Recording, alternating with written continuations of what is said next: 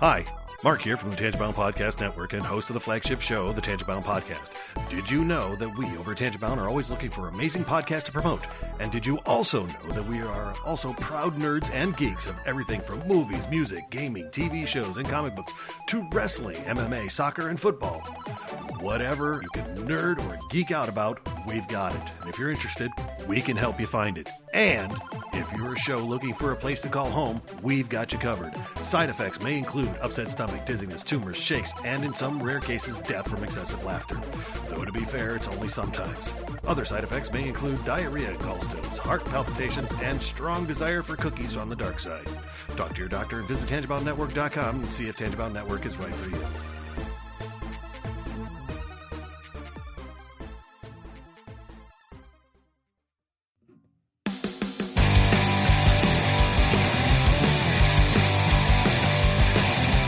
Life sucks to the last drop. Are you gonna blow your head off?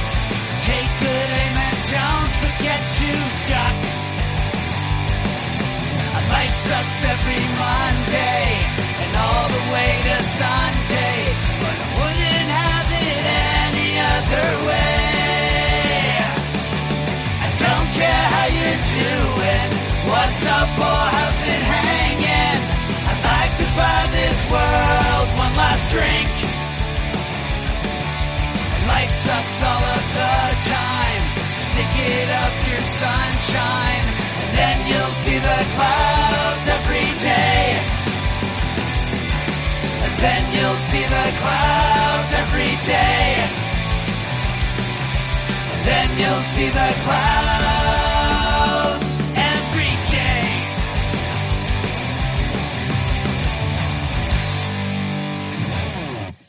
We're not doctors, therapists, trained professionals of any kind, so if you feel you do need help, please reach out and get the help you need. We have a whole list of things on our files page over on Facebook at facebook.com/crazylifepodcast, and or just search on the internet for the suicide prevention hotline number, or go to NAMI.org or whatever resource you can find. But just please reach out for help if you need it. If you feel as though you're going to harm yourself or others, definitely reach out. And try not to be alone. Also, if you feel that way and you realize that you're writing a note or making plans of how you would do, like harm yourself or others, definitely reach out. That's a huge red flag. And lastly, please do not replace the idea of therapy with listening to this show.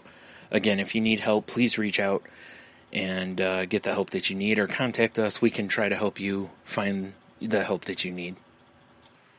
Welcome to the Crazy Life, everyone. My name's Jen. I am your hostess for the evening. And with me, as always, we have Brian and Henno. Hey, guys. Hello. Hi. So, a little delayed reaction, but not bad. Gotta wake you guys up a bit. So, how have you been? How has your week gone? Henna, why don't we go first? Because you weren't here last week. Rules is rules. Yep. Yeah, nor was I here the week before. Yep. Such a slacker. And I am pulling a Jen. Exactly, 2 in a row. Knew that was going to happen. Yep. I was about to say maybe my salty language appearance would make up for it, but nay. No. No. And even still, you're behind 2, so. Exactly. Yeah. Things are pretty good. Had, nothing major going on. Trying to think of, any, serious wins or anything, but not really. Your win for the week is that you're able to be on the podcast this week. Yeah, that's a win for sure. Yep. Did not destroy my computer in the process. I have to say that, so last week I was having issues with, I'm not going to just blame it on Skype. It could be my interface or whatever it was. That's fine. Blame it on Skype. Yeah. Totally okay. So for those of you listening, what happens is the volume all of a sudden on my microphone goes from what I set it to full blast, and there's massive feedbacks, and it blows my ears out. Mm-hmm. And it also blows out Brian's ears too. Yeah. In the process, which is really awesome. It was pretty cool. And so last week, it kept doing it, and with my already sensitive hearing and ear ringing and everything from so much rock and roll, from all the rocks and the rolls, right? I eventually just got extremely frustrated. I wouldn't say I threw a temper tantrum, but I was pretty close. I definitely had to screw it. Tried to do some research, got nowhere, and I was so frustrated I literally laid down on my bed for a minute and I fell asleep from like that. You know, when you have that emotional thing, you know, it doesn't matter whether it's what emotion is, but you know, and all of a sudden I just conked out and I woke up an hour later, and it was good though, because it was like, okay, my head was clear again. Yeah. I went back to my computer, I worked on it, and I was able to podcast on Friday night, and so far so good right now. Right. Yeah, it was funny because I did the same thing. Like when you were doing all that, like looking for stuff, I was looking for stuff too, trying to see if, you know, because you never know. People Google differently, you know. Yeah. And I was hoping one of us could come up with something, because I know what it's like. It's super frustrating. Yeah. And so, go ahead. Oh, I was going to say, that is a pretty big win for you, though, Hannah, that you're able to, walk away, keep your temper, not, throw anything, and just kind of... But, it doesn't really feel like it, because to me, I don't want to have such an emotional reaction to something that really isn't that important. Right. It's going back to the choose your hill concept. Yeah. Like if you're gonna have a big time emotional reaction, not over, some computer related something. Yeah, and I look at it as kind of a it's not so much that it's a problem, but to me, I look at it as maybe a warning signal, a little canary in the coal mine action. Sure. If that's what's going on.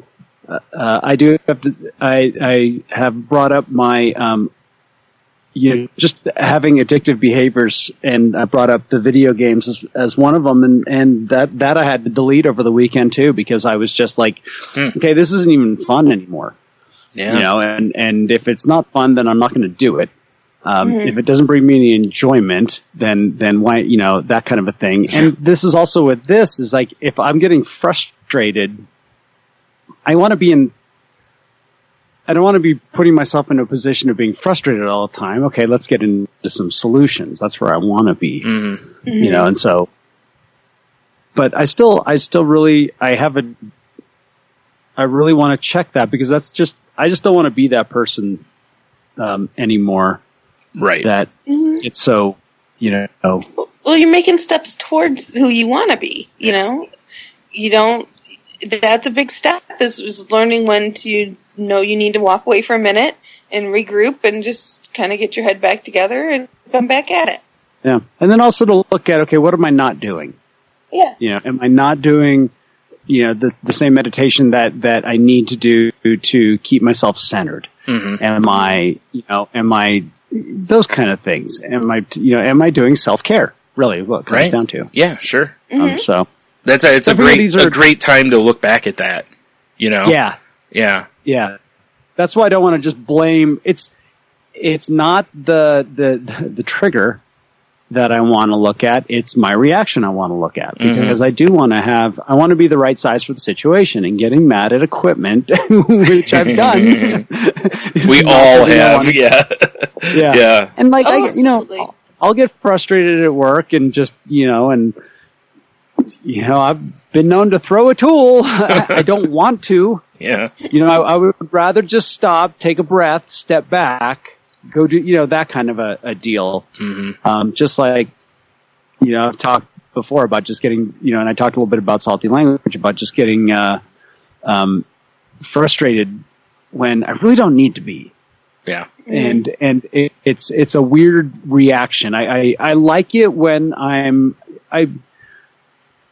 I don't want to be Mr. Rose-colored glasses all the time to the point of where but I do want to be that person that comes across as willing. You know, because I spent so many years not being willing. Yeah. Always, just too skeptical, too sarcastic, too, always got to throw a little negative into it or something like that. I don't want to be that person on a daily basis. I'd rather leave a positive experience from beginning to end. And I find that even though I might end an experience positively, if I start it with a little bit of a snarky comment or a pushback in some way, to me it kind of negates the ending. And that's another thing to look at for me is to go, okay, why am I doing that? What is making me get off the path that I've wanted to be on? And it's really about the one where at the end of the day, I feel like I've been useful to other people. Yeah. Which is really, I feel good when that's my attitude all day. Yeah. It's like, hey, how can I help you? Oh, there's something wrong. Okay, I'll be right there. Not, well, did you try this first? Or not, do I have to stop what I'm doing right now? Right. Which is what's going on in my head. Or the thought of like, I'm going to have to go do this for him. Exactly. Yeah, like get out of the way. Exactly. Yeah. Yeah. And because I really feel better at the end of the day if I never even had that thought in my mind. If I was just like, okay, what can I do for you? Because because to me, those little comments are about self. And I think what I see a lot if I look at like I'm just going to look at this last week, that maybe self is creeping in a little too much. Okay, why is that? What do I need to do to change that again? So I think that's the key right there. Is that you're in like you were saying, instead of being mad at the straw that broke the camel's back, you're looking to see about like, okay, well, why am I carrying so many straws? Essentially, like, what is the reason here? What is, is there something like you said, like, a long time ago, that one time when you said you were feeling weird or different or whatever, and I asked you if you had gone to your men's groups, like that kind of a thing, like you said, self-care. Stuff that you gain a lot from, because, something like your men's group is something where you give and get, I get perspective. Yep. Yeah, so it's those kind of things that I think a lot of us, and like you were saying then even, it was, it's easy to push those aside because you can go, I don't need that, Yeah. And then, that's one thing I haven't done is because of rehearsals and gigs and blah, blah, blah. I haven't been to that meeting. In a few weeks, and that's why, like, this Thursday, I'm going. Right. There's not even a question about it. It's already, the band was like, what's our rehearsal schedule for the week? And I'm like, I'm only available Wednesday night. I have podcasts on Monday, Tuesday, and I'm busy on Thursday. And that's that. Right. And there's just, there's no ifs, ands, or buts about it. And that's part of this, kind of analysis. It's like, okay, if I'm feeling a little off the beam, then why? What has been kind of interesting with my band, personalities and all that stuff is one thing that's kind of been, I don't know if it's necessarily a win, but it's just a different way that I'm reacting to, like, I'm not taking things personally. I'm not putting things into a personal level. And if anything, I'm being maybe a little too pragmatic, where it can be a little off-putting to people who do tend to be personal about things. Like they're shocked by that I'm just very pragmatic about it. But I don't see that it's just to me, it's an agreement now. Yeah. It's like any other, to me, it's like any other relationships. They either work or they don't. We've come together to try to achieve a goal. And if at some point those goals have differed, I'm not going to take it personally that maybe that we're not on the same page again. It's just kind of a factual thing. And so, like, I said something this last week because things got a little emotional about a particular, some things got blown out of proportion, let's just say. And at one point I just said, well, hey, if Dave doesn't want to do this gig, let's go find another drummer. And I looked at Dave and I'm like, no offense to you, but if he's made choices. He's basically said, I don't want to put out this much effort, because it's a lot of work. We rehearse, you got to drag all your gear, you got to go down there, it's a whole evening, blah, blah, blah. And he's basically said, I don't want to do it for little to no money. Yeah. And if let's say a gig pops up where I'm just like, yeah, but that'd be kind of fun. I'm willing to do it for little to no money. Why don't we just find a drummer that's also willing to do that gig for little to no money? It's not saying that I don't want to play with him. Yeah. But it's like, to me, it's just a practical choice. And it was like Hart lost his mind. He was like, what do you mean? Yeah. I can't believe you'd say that. It's well, like, and it makes sense because I'll bet in most band situations, that is literally like you just walked up and just smacked him across the face, you know? Because we're blood brothers, man. Yeah. We're the team. We're the band. You know, I'm like, it's not like we poked our pinky fingers with fucking needles. Excuse me. and did little pinky promises and put our blood together. I'm like, it's just music. It's anyhow. Yeah. So I had to kind of check myself on that. I was like, all right, did that really need to be said like that? Right. Maybe not. Yeah. But the point is I don't want to get. I want to convey that this really isn't a personal thing. Right. Much like if there was some gig you didn't want to do and they were like, hey, Henno, we're going to get someone else to play, blah, blah, blah. As long as you're willing to accept that and go, hey, cool, have a good, great gig or whatever, And that we set our limits. And then I think it's up to everyone to try to work within those. Mm-hmm.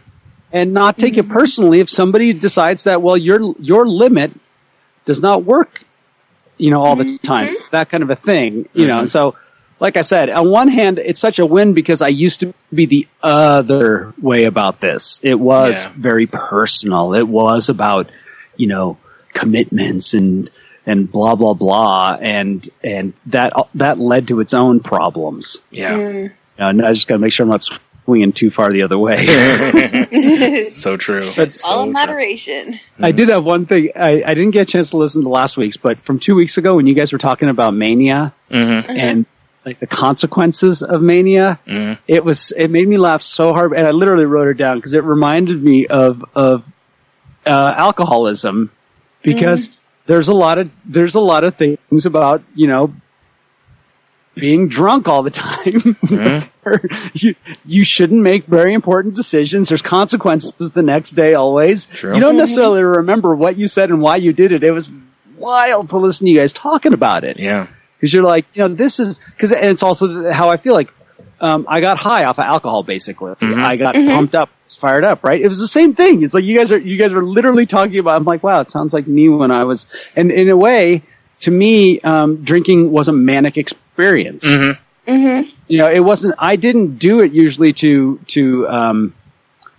disconnect. I actually did it to connect because of the effect it had on me. And I think that's what a lot of people do with it too. That's why it's so bragged up about. Oh, I got so drunk the other day that kind of stories are so common that.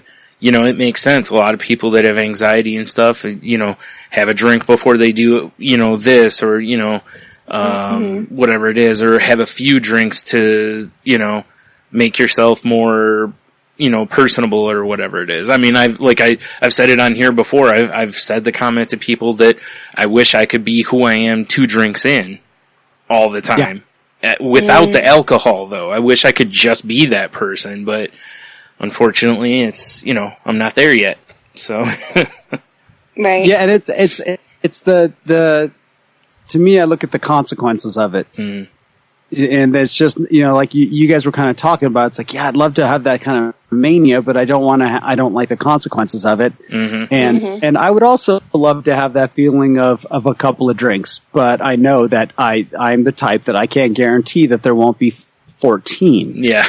Right. Yeah. So most of the time it's only 2 and everything's fine, but there's that one night and I've just decided it's not worth it. Right. It's not worth that consequence. And I see my bandmate Dave, he's really, to me, he's being very brave. He's really feeling, because he had an epileptic seizure last year, just out of the blue. It was just completely, there's nothing to indicate it was going to happen.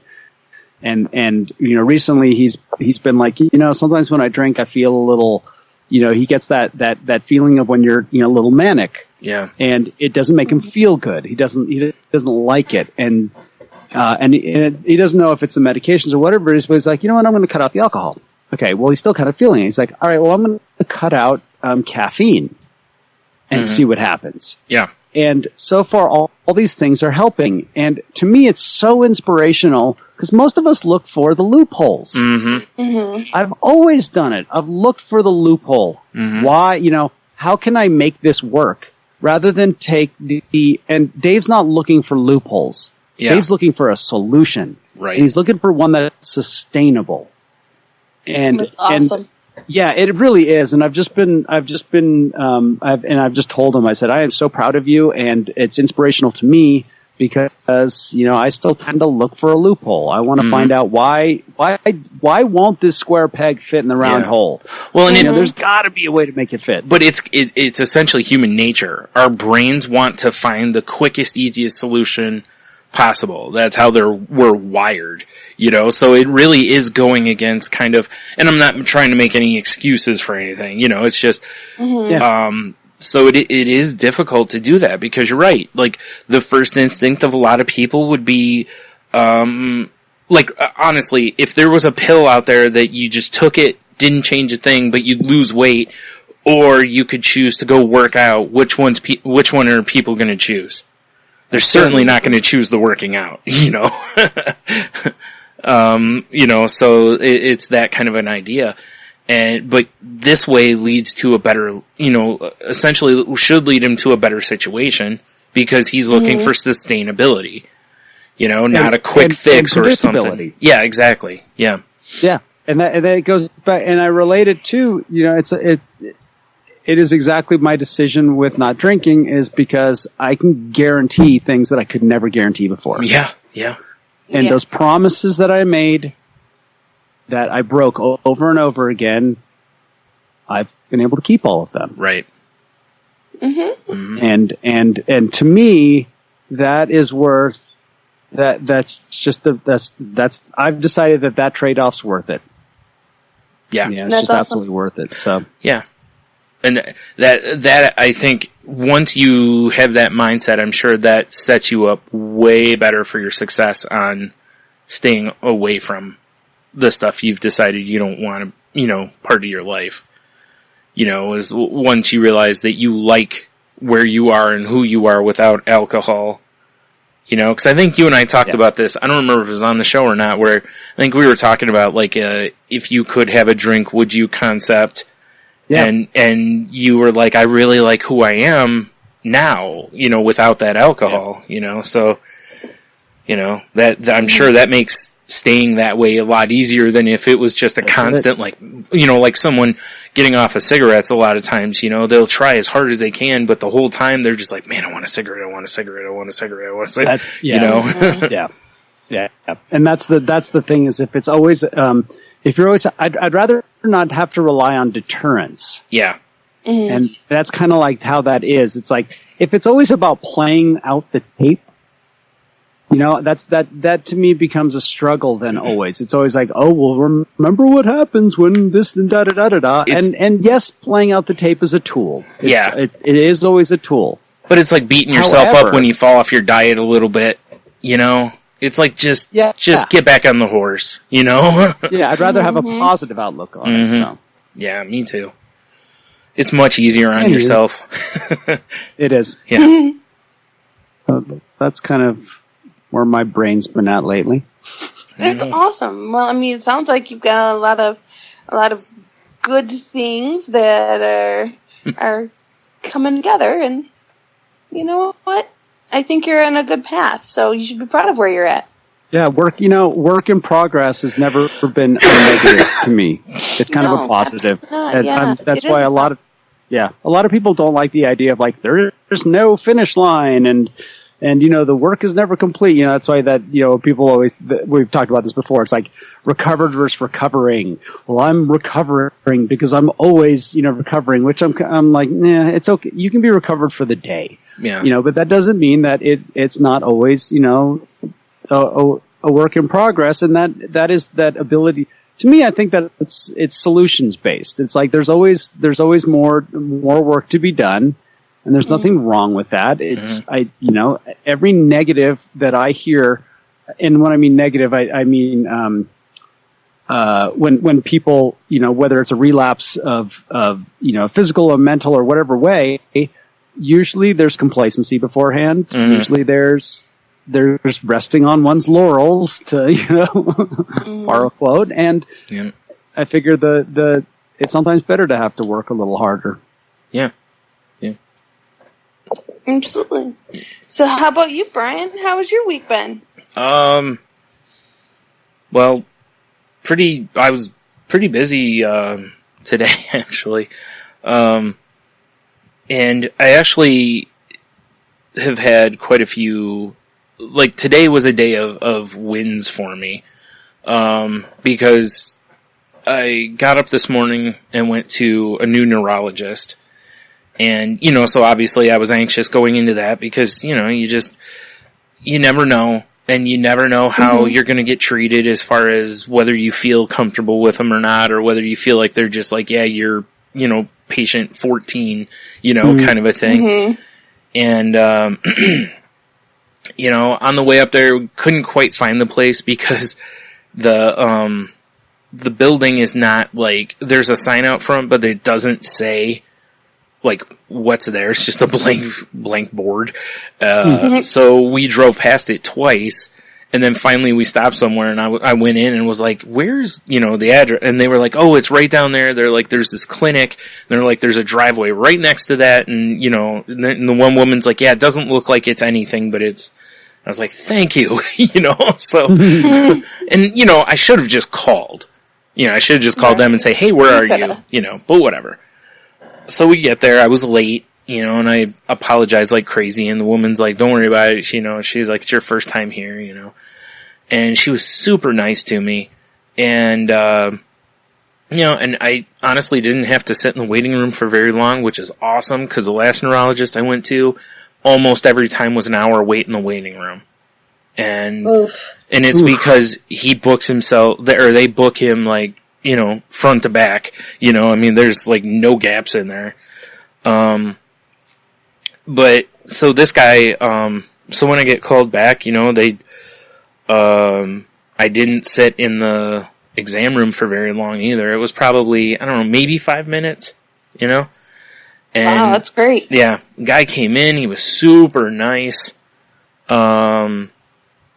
Sat down, started talking with me, about stuff, and he was like, when's the last time you had EEG, MRI? Cause I went for migraines, for those who don't know.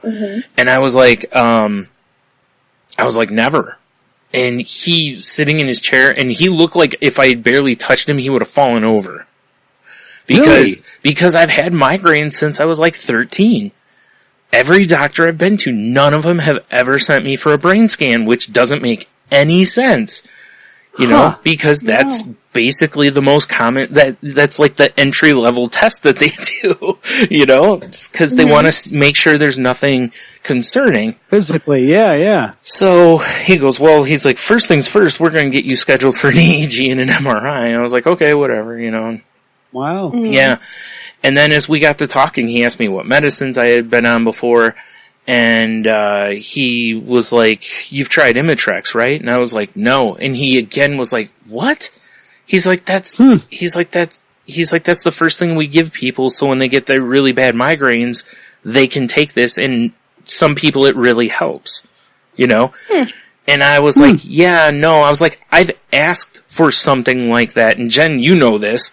Like, I've asked for something that's basically a spot, a silver bullet concept, that when you're really, like cause the ones I get that are debilitating, like Excedrin isn't gonna, I don't even bother with it cause it never works. It's outmatched.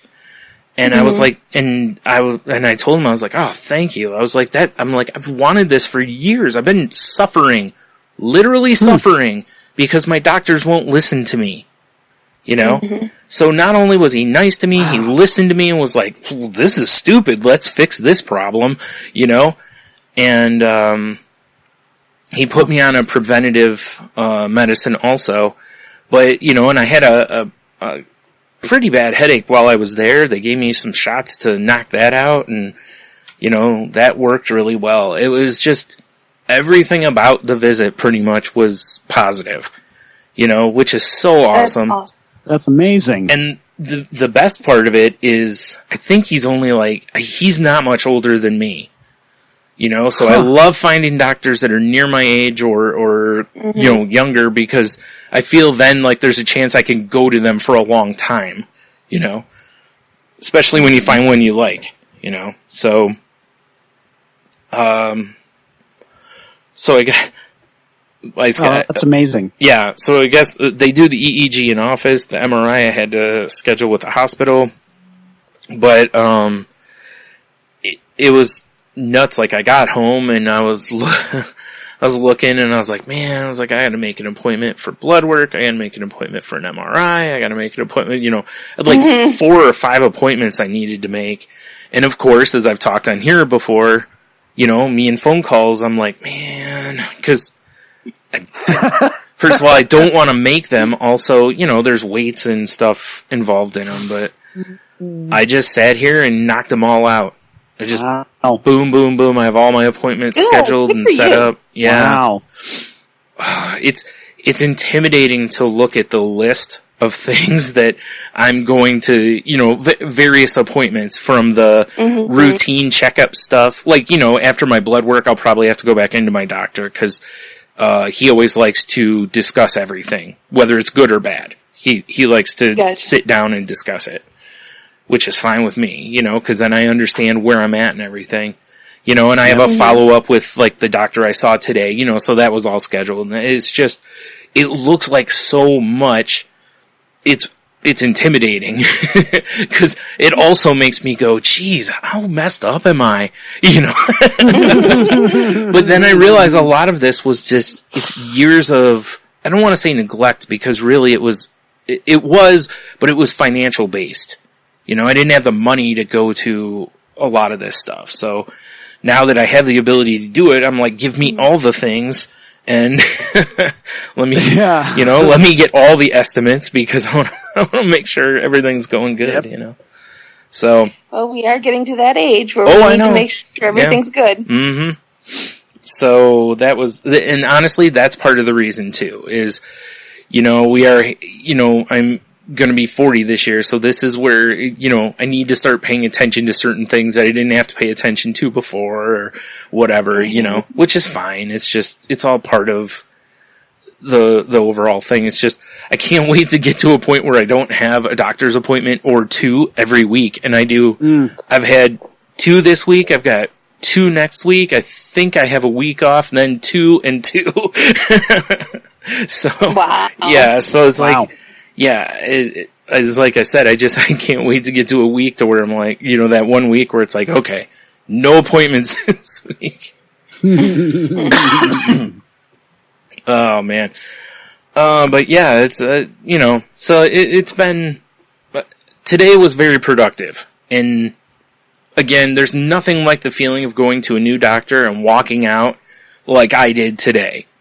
That I felt like I was treated like a person, I was listened to, and he was like, well, let's get some solutions, and it was like, he was proactive to it, not just like, And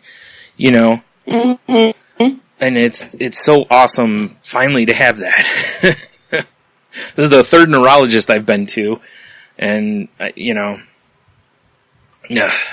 so I'm just glad that very cool. I fell into a good one this time. And it's funny, actually, because I was supposed to see his brother Oh, that's right. Yeah, and I ended up taking the appointment with him because it was like 2 weeks sooner. And I ended up like, wow, I really like this guy. I mean, his brother might be perfectly fine too. I have no idea, but this guy was great. So that's on the other side. If this wasn't great, I could then schedule with the other one, Right. But the downside to the week was, was it yesterday? I posted? Yeah, it was yesterday. I posted I put a tweet up on Twitter because I just woke up and it was one of those days where I woke up and it was literally like thinking about getting up to brush my teeth and go take my medicine just seemed like too much. You know, it was just, I just really was like, this is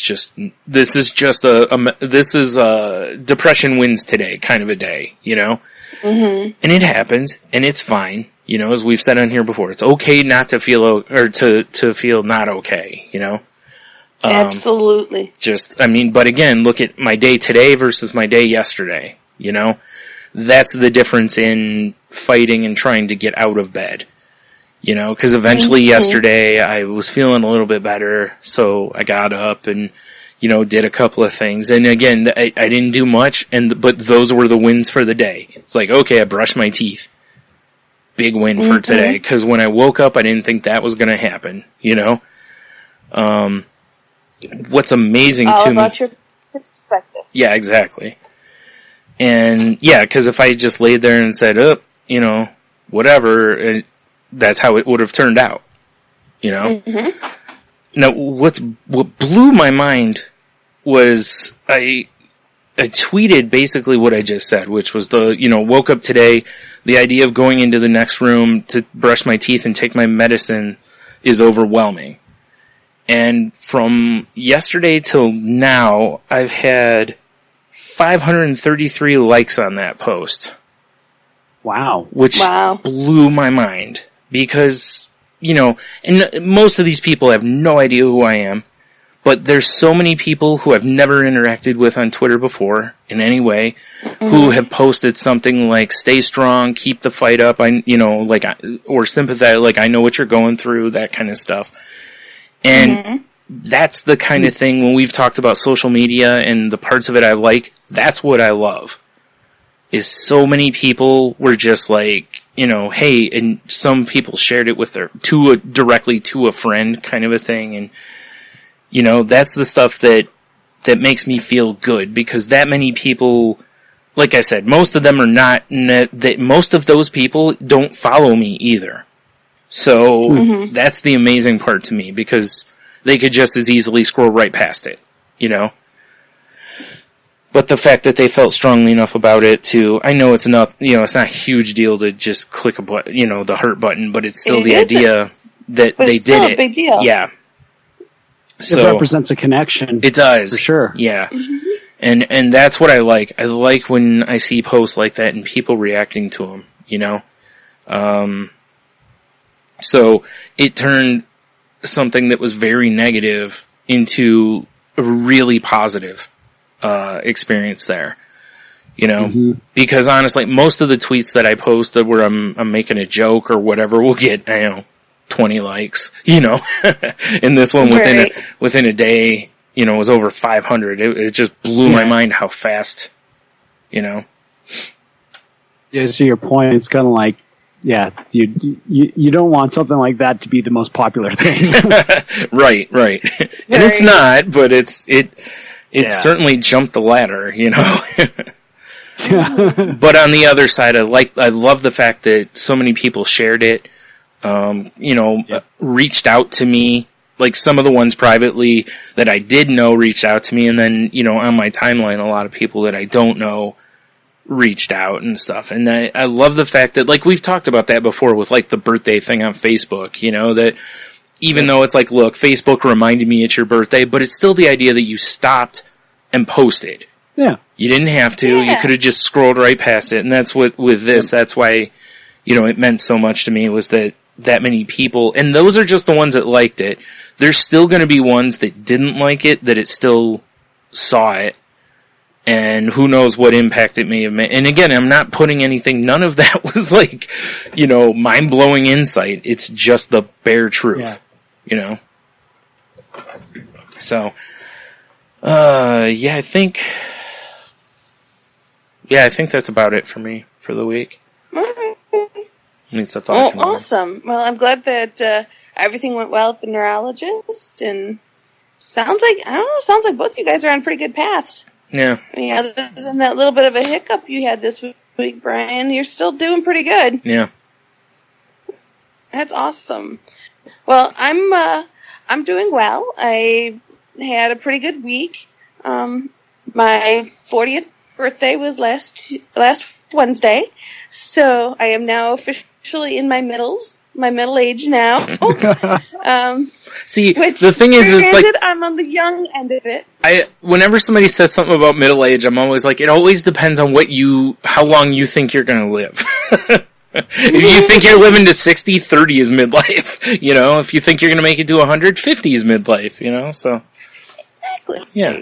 I'm playing my odds. I'm hoping I can make it to like around 85-ish. But you never know. So I got a few more years in my middles. But anyways, so I had a big party on Saturday, which was a lot of fun. It definitely was a stressor and something that, I had to keep reminding myself. I kept going back to this. I had a mantra my entire week leading up to the party, and the mantra was, these are people who love me. These are not people who judge me.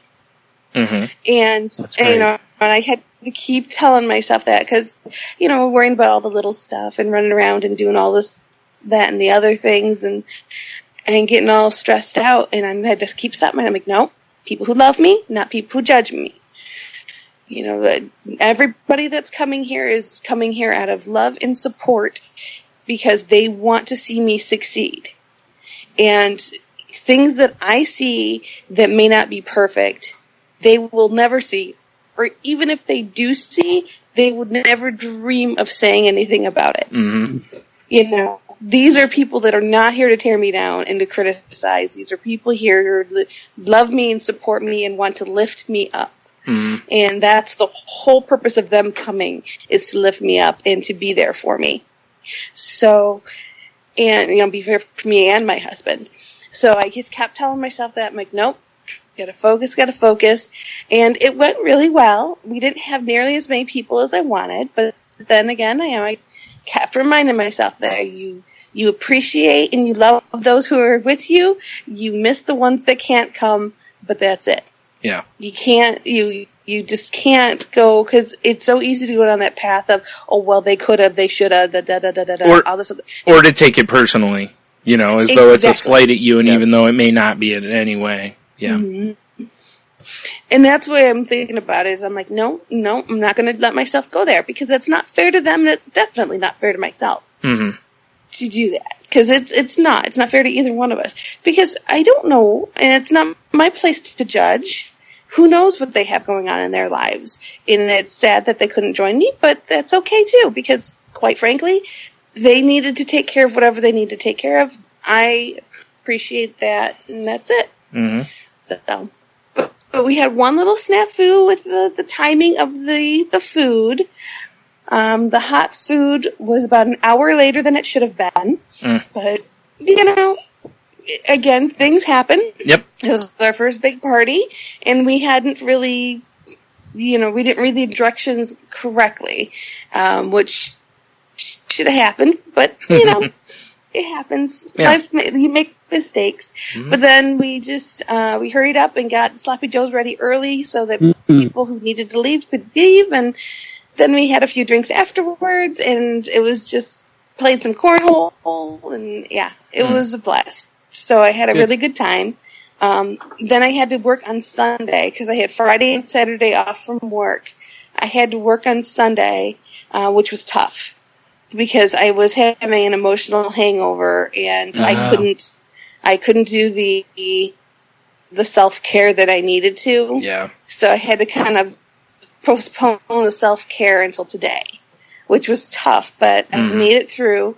One of the nice things that really stood out, though, is when I showed up, because since I had Friday and Saturday off, when I showed up on Sunday, all of my drivers and stuff that I deal with on a regular basis went out of their way to tell me how much they missed me. Which, cool. Made me feel wonderful, of course, Right.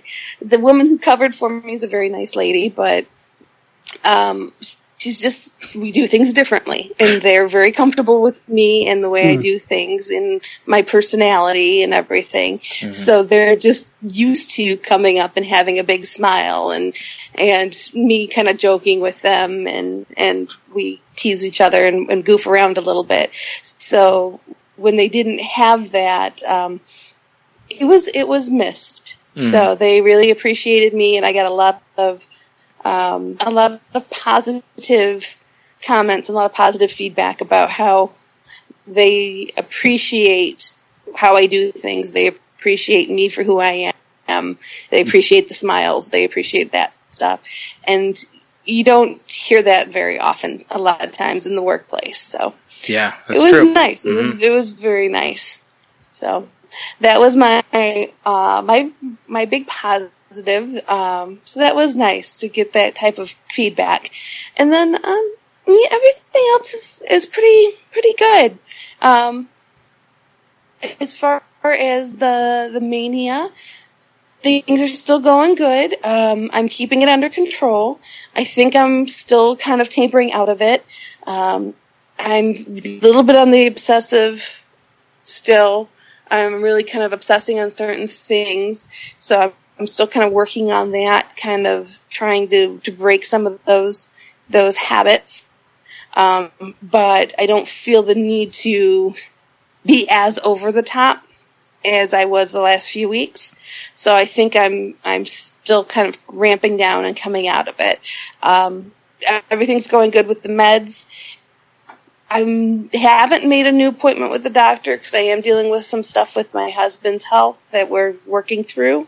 So I'm kind of putting my health on the back burner, which is not the best thing to do, but it's something that we need to do at the moment. Yeah.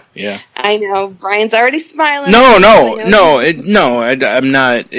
Honestly, the reason I was smiling was the example of put the mask on you, then put the mask on your child. Like that popped into my head. Yeah. No, I understand. Sometimes it's how it has to be. You know? Yeah. So at this moment, but I am keeping a very close eye on me. Yeah. Good. By no means am I kind of letting myself slide. I'm trying to keep a very close eye on me and what's going on with me, because you're right. And as Hanno has reminded us many times, you cannot fill someone's cup if your cup's empty. Yep. It's like you have to fill your own cups first, and then you can give to others. So, and I know I bastardized that, but you guys get the point. So, other than that, everything else is good. And I found a really wonderful puppy sitter. So, that was another yay. A very wonderful woman that can watch my dogs when I need. So, one less thing that I have to worry about is crossed off my list. Nice. Yeah. So, but with that, I think, Brian, you have our topic for the day, don't you? Yeah. And this is really interesting to me because not very many, we talk about reframing so much and how, like, terminology, you can kind of, there's positive or negative terminologies to a lot of things. But a lot of the stuff we talk about kind of has one name, But this is interesting to me because it's safety behaviors, but they're also known as avoidance behaviors. Well, safety behavior seems positive, avoidance behavior seems negative, but they're the same thing. I don't know which is the more accepted term or whatever, but I wanted to cover both just, so people could kind of notice these. And I'm going to post, there'll be a couple article things in the show notes. I'm not going to read the whole things. I mainly wanted to point out kind of what they are and some examples and maybe, so this one says, people with anxiety often perform safety behaviors during anxiety-provoking situations. These safety behaviors make the person feel more comfortable in the situation by providing temporary relief from anxiety. However, safety behaviors have been described as the major cause of persisting anxiety and the reason why people don't feel relief during exposures. An example of safety behavior in social anxiety is talking fast during a meeting. The person may feel temporarily better by speaking quickly and getting out of the situation. However, this behavior is basically telling the person's body that this situation is dangerous and he or she has to do something to remain safe. That is, whenever a person performs a safety behavior, he or she is reinforcing the idea that the situation is very dangerous. Here are some other examples of safety behaviors in social anxiety. These can happen across all types of anxiety, but this just focuses on social anxiety. But the first part of that was something I hadn't considered before, because I do these. I've done these for, a lot of people do these, but I've been doing them for years, but I never saw them as a negative. I actually saw them in my head. They were the ways to cope, not ways to essentially, avoid, feed the fear. Feed the anxiety. Asking the other person many questions when speaking with someone new to keep the focus off of oneself. Selecting a position in the situation to avoid excessive scrutiny, such as sitting in the back of the room. And that's one I did a lot in school. That's why I would sit toward the back, was in the hopes I wouldn't get called on. And, averting eye contact to avoid being noticed by others. That's a big one that a lot of people do, because looking someone in the eye can be very intimidating. It's also can be quite a power play. Yeah. So, you know what I mean? And you kind of have to watch. It's almost, if you're familiar with dogs and how dogs will fixate on each other, it's almost an aggression. So I think some people almost feel uncomfortable when when their eyes meet. It's almost like, almost a tension, if that makes any sense. Yeah.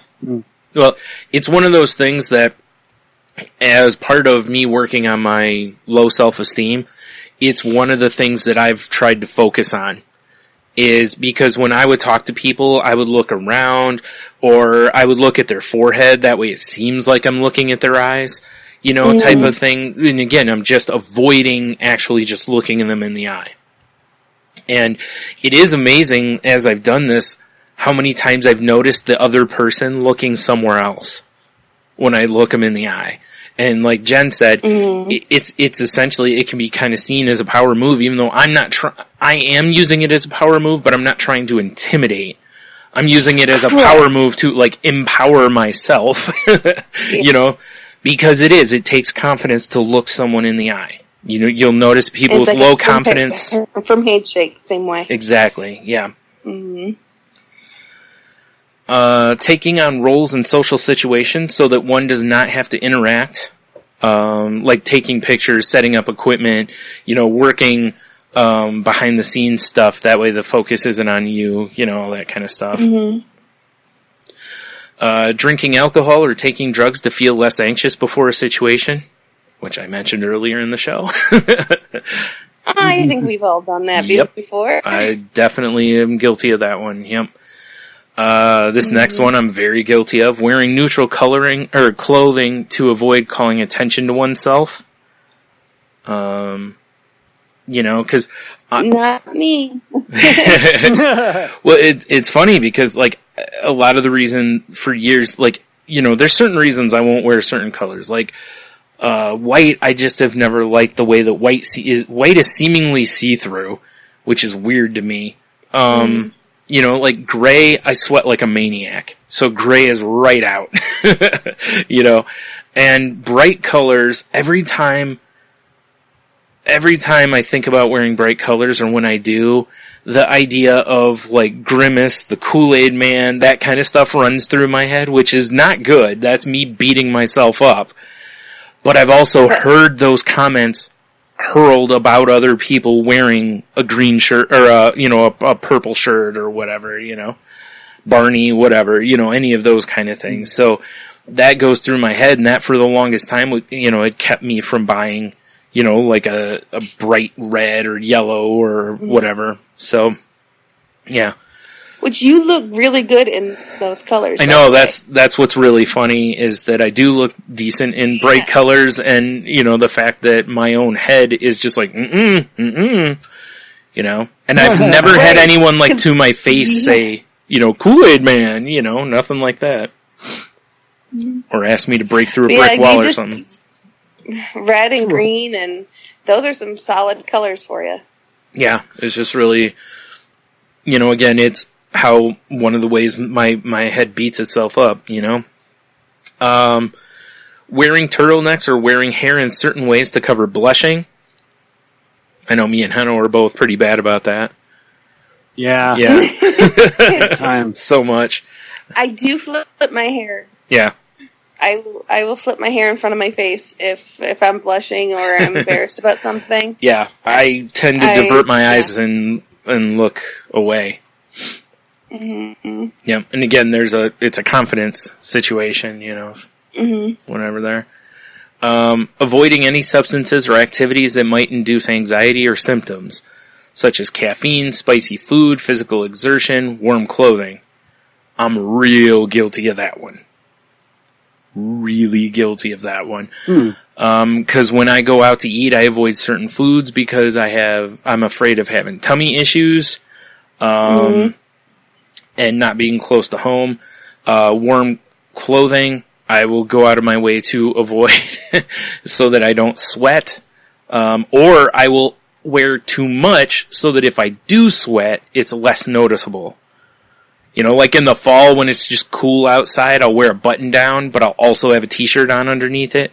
That way the t-shirt will absorb any sweat that I have and I won't like sweat through the other shirt essentially. You know, but I'll be blazing hot while doing so. So you would think at some point my brain would go, maybe don't wear the t-shirt and see if you're cool the whole night. No. No. Linus in a safety blanket. Right. But it's, oh shoot, I got another thing here that I was gonna read off of basically.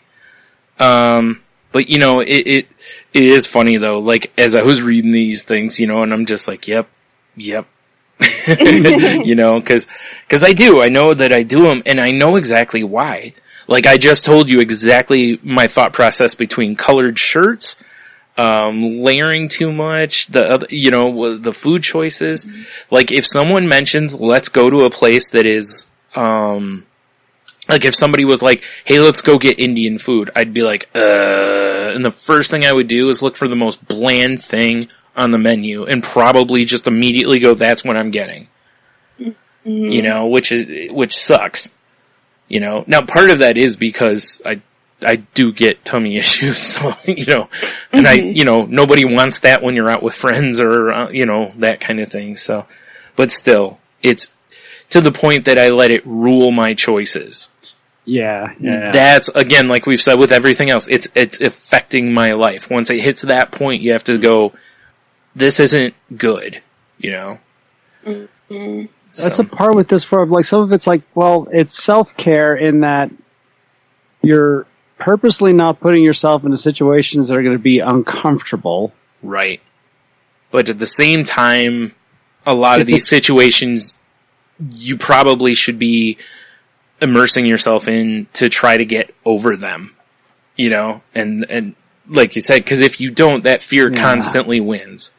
You know? Yeah, I see that the point is. Yeah, it's like if I never buy a red shirt, if I never buy a red shirt, I can never be made fun of for being the Kool-Aid Man, right? Or whatever. Yeah. But at the same time, it's like, well, the real problem there isn't that you might get called Kool-Aid Man, it's that you think other people will automatically do that.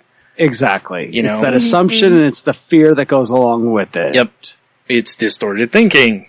It's funny how I see, like, I notice so many of those types of behaviors, like, you know, when you just see somebody is obviously uncomfortable and they do one of these types of moves, whether it's, you know, moving hair a certain way, adjusting clothing, or blah, blah, blah. And it always fascinates me when I see it.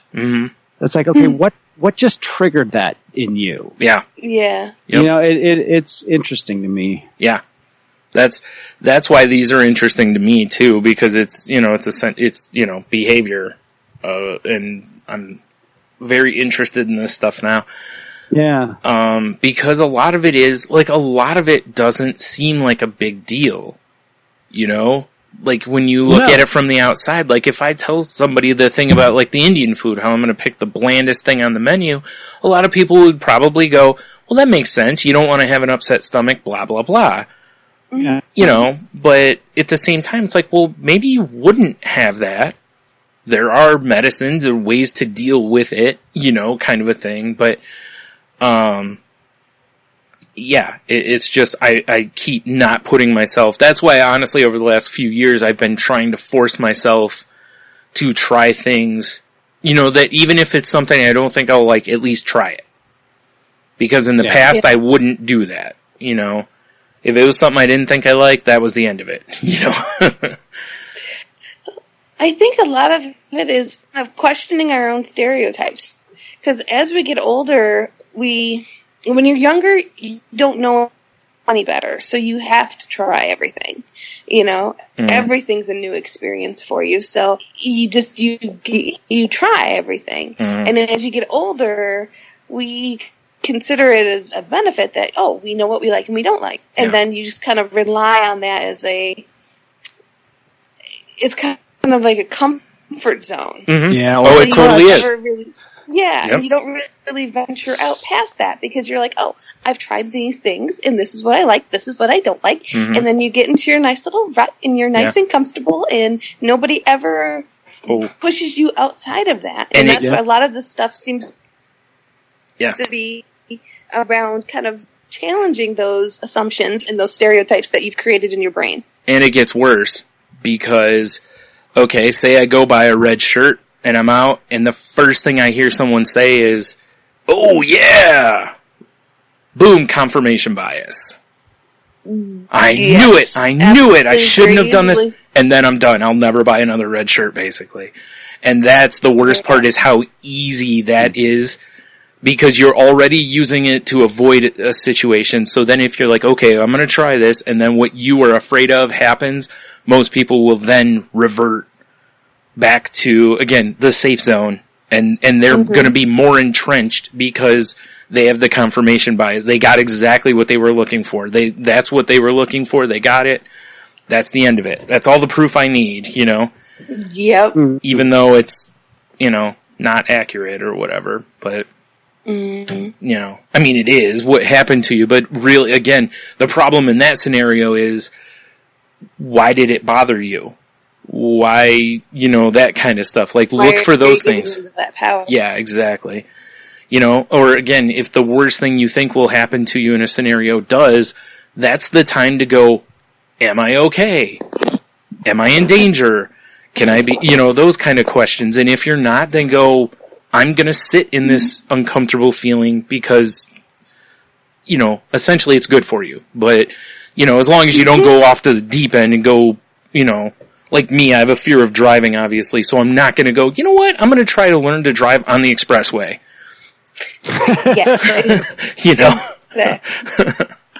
Like, you got to be careful, you know, dip your toe, but not your whole leg, you know?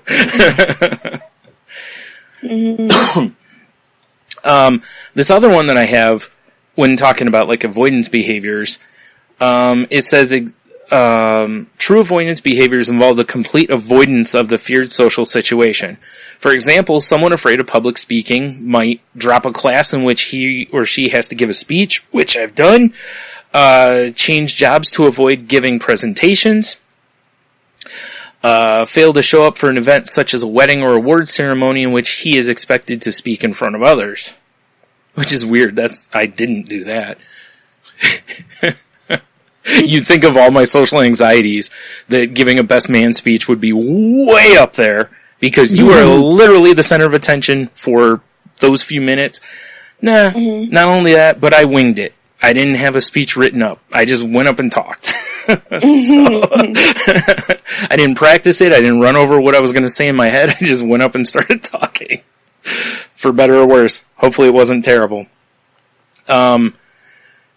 There's, like, also with the avoidance thing here, like the dropping a class thing, like I said, I did that because I was in a class where, or it was a speech class, and I just got to where my anxiety was just running too high, and I was like, I can't keep doing this to myself, so I dropped the class. Instead of going, again, am I in danger? No, you're standing in a classroom in front of other people who are probably just as terrified as you are to give these speeches. That's why the class exists, partially, to help people get over these things. Also, at the same time, every time I turned in an assignment, I had to stand up in front of the class and say, here's why I did it, and then field questions. So I've already succeeded at giving a speech in front of people. But my distorted brain wasn't going, hey, this is the same thing.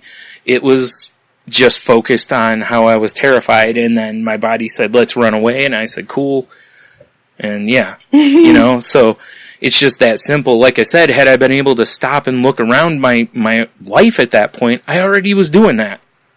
I was already standing up in front of 20 people, essentially saying, here's my thought process, this is my art, and basically waiting for them to tear it apart. Constructively, of course. Of course. But still tearing myself apart. It says, when total avoidance is impossible, escape behaviors may be used as a means of dealing with feared situations. Escape involves leaving or escaping from a feared social or performance situation. Some examples may include leaving a gathering early, done it. Walking out in the middle of a speech, I don't think I've done that. Hiding in the restroom during a dinner party, I've gone into bathrooms to avoid people, or to avoid certain things.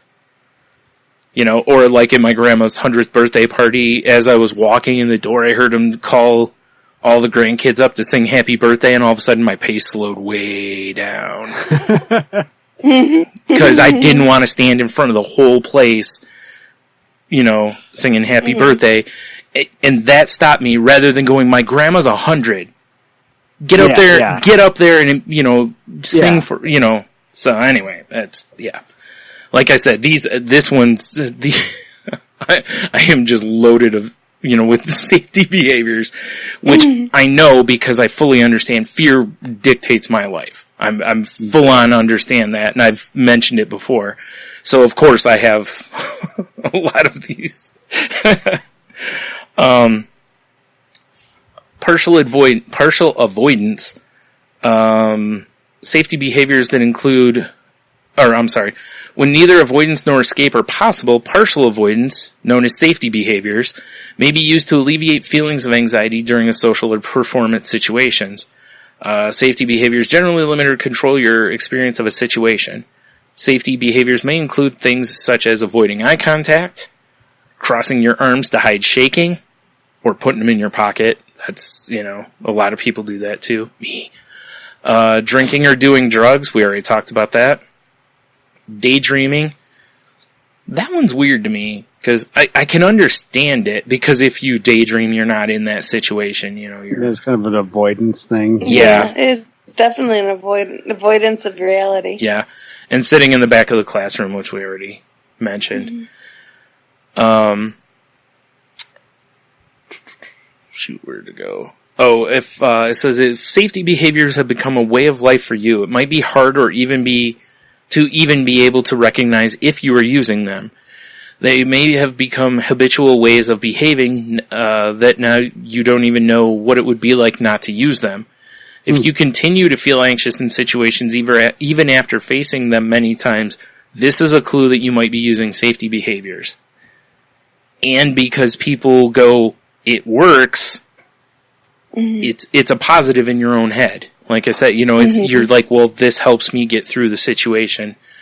And it's like, no, that helps you avoid the situation. That's really what it does. And that's, that's the difference in these, is in why it's probably good to break the habits, to some extent. And again, don't go cold turkey on them, but, ones that you can, again, dip your toe a little bit, Like, there's some that are going to be harder for some people. Obviously, we all have different levels of anxiety and fears and all that stuff, It says, notice situations you face often, but that still cause you anxiety. And then identify what you might be doing in those situations to avoid feeling anxious, such as talking fast, avoiding eye contact, or wearing plain clothes to avoid drawing attention to yourself. While not using safety behaviors will result in increased anxiety in the short term, over the long term it will help you overcome your anxiety. So the problem with avoidance behaviors is that they maintain the symptoms of anxiety. If you always avoid giving speeches, or if you only give speeches without making eye contact, your anxiety about giving a speech will never diminish. These behaviors prevent you from gathering evidence that disproves your maladaptive beliefs about social situations. For example... Maladaptive. Yeah, right? That's a harsh word. Yeah. If you always leave a party at the first sign of anxiety, you never have the chance to learn that if you stay long enough, your anxiety will eventually diminish. Instead of avoiding giving speeches, or only delivering them in a safe way, you need exposure to giving speeches without avoiding, escaping, or using safety behaviors. And it says that cognitive behavioral therapy and acceptance and commitment therapy, both are kind of used for it. Again, don't do it yourself. Go see a professional, for help. Mm-hmm. This is a topic I've been talking with my therapist about off and on for a while now. Because, my progress on this is very slow. It says if you're looking for a quick way to reduce your avoidance, draw on the principles of the therapies mentioned above. For example, you might do the following. If you have an urge to hide in the bathroom at the next party you attend, promise yourself to go back out for at least 5-minute intervals before you return. Gradually work your way up to longer periods of returning to the party. If you have thoughts such as the following, everyone must think I am awkward and boring, say something to yourself like, that is interesting, but it's just a thought. I don't have to let it bother me. That's just what my mind does when I'm in these situations. Mm-hmm. Yeah.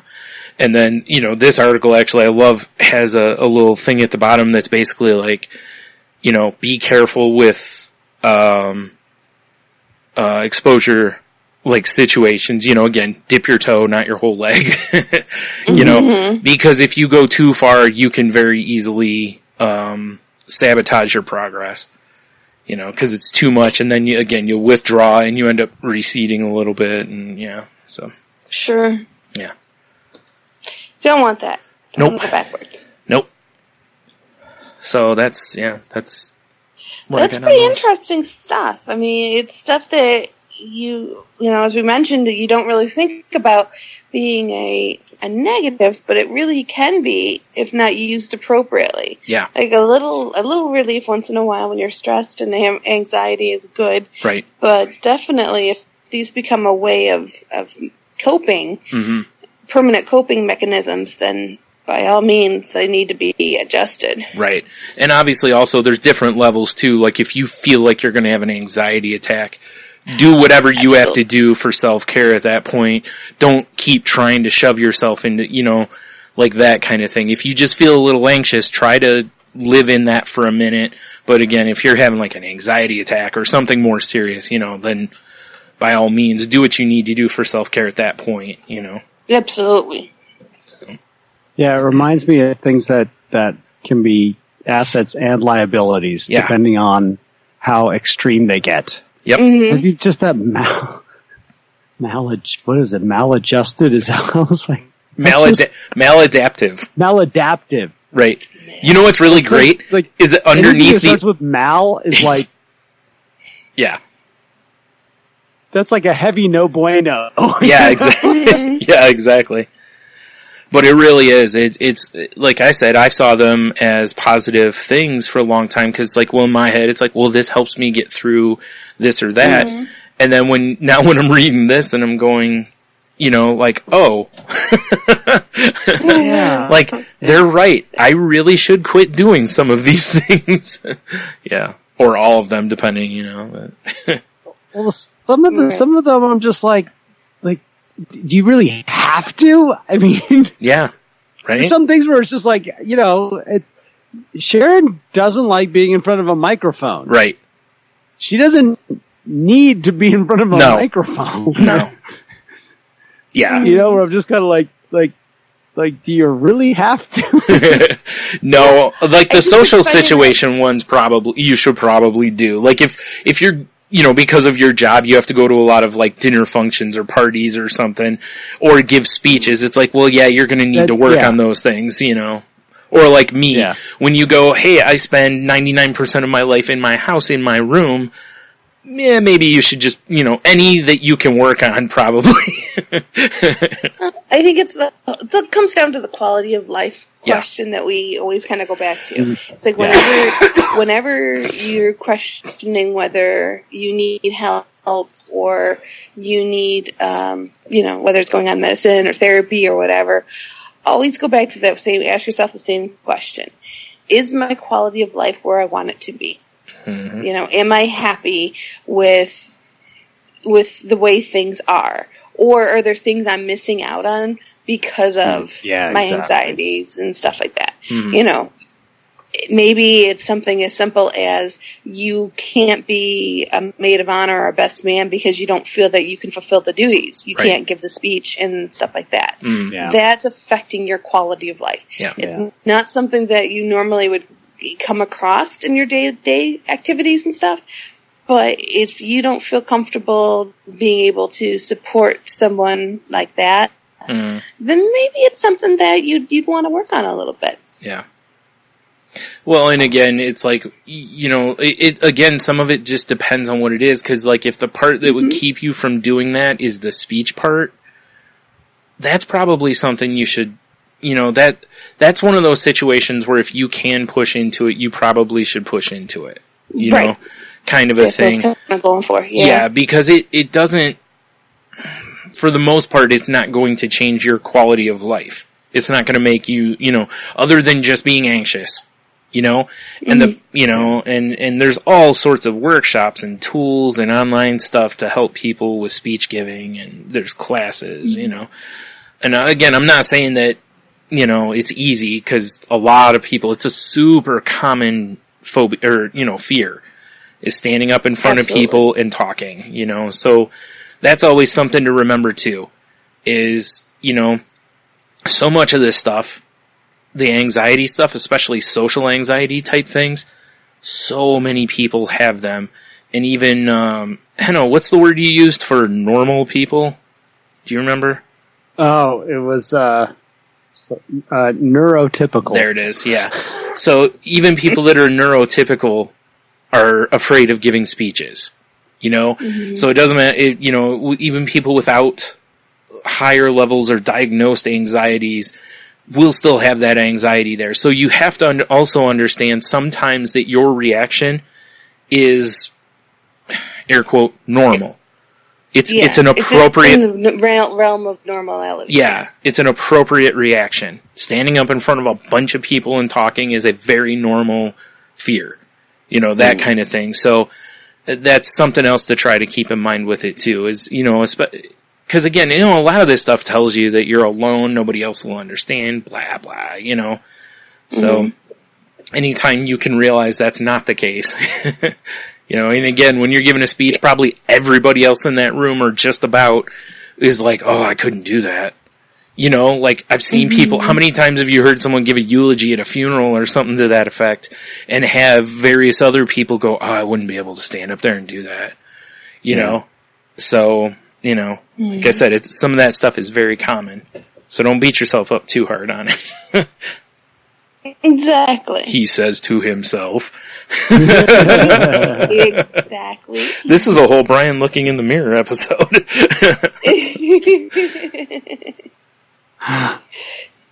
Well, I don't know. What do you guys think? You think we're good? That's a good list of stuff to work on. Mm-hmm. Yeah. Just be kind of aware of. Yeah. Great. Like, oh, do you have this? Is it something that you want to change? It's a great list. Yeah. Yeah. I agree. Mm-hmm. It definitely has given me a lot of different things to think about. Well, and if you do expose yourself to some of this stuff and quit using these, you'll start seeing more wins. And when you start seeing wins, you can then try to apply those to other situations, and, then maybe your overall social anxiety will, can diminish some, because you're eliminating various things that cause you anxiety. Absolutely. Mm-hmm. Well, with that, folks, you know what to do. If you would like to continue the conversation with us, you can reach me on Twitter at Jen's Crazy Life. That's Jen with a G. You can reach us via our website at thecrazylifepodcast.weebly.com. You can also reach us at our at our email at thecrazylifepodcast@outlook.com. How can they reach you, Henno? Find me on Twitter at Ida Henno. Find me on Facebook, Henno Heicher. And you, Brian, how can they reach you? You can also find the show on Twitter at The Crazy Life Pod, and I post when new episodes go up there. You can find us over on Facebook at facebook.com/group/Crazy Life Podcast, which, we don't have enough members of that. Go join it. Even if you mute us afterwards, just go join it. We really don't post that much on there, so it's not something that's going to drive you crazy in your feed. Excuse me. And you can find me on Twitter at Stunami. You can find my other podcast, Salty Language, at salty_language, or at saltylanguage.com. And that show is not safe for work, so be careful where you listen to it. You can... I lost my place. There it is. Buggered up. Dang it. If you're using Apple Podcasts, please rate, review, and subscribe. We need reviews. Like, we barely got any reviews. So, if you're listening, please, if you could take the time to, go over and leave us a review of some sort. We'd greatly appreciate it. Mm-hmm. Or, share the links to the show with people that that may get something from it. We'd really appreciate that as well. Or if you're using other podcast apps like Stitcher, Spotify, however else you listen to us, please use their like or share buttons that they usually have. We're part of the Tangent Bound Network, which can be found at tangentboundnetwork.com. So please go check out those, or the other podcasts in our network. I think that's everything, right? Yeah, good enough. And then, this is the part where I tell you, that we're, or to reach out to other people. Well, first of all, if you need help, please get help. I think I have that already in the show stuff, but, we've talked about this the whole time. Like, if you realize you're doing these kind of things and, if you're not in therapy, maybe go talk to a therapist. If you are in therapy, talk to your therapist about these, because these are all things you can work on. Like, they can give you tools, they can give you tasks to kind of work on these things. So, go, definitely ask for help if you're looking for change. Or as we've said before, go get the estimate, which is what I'm doing. I talked about it earlier in the show. I'm getting all the estimates. But if you find yourself feeling as though you may harm yourself or others, please contact someone in your support group or support system. Try not to be alone. Call the suicide prevention hotline number, or there's a whole bunch of things online that you can reach out to people at, different organizations and whatever. We've got a bunch of those links over on our Facebook page if you want to find them, or reach out to one of us and we can try to set you up with whatever you need.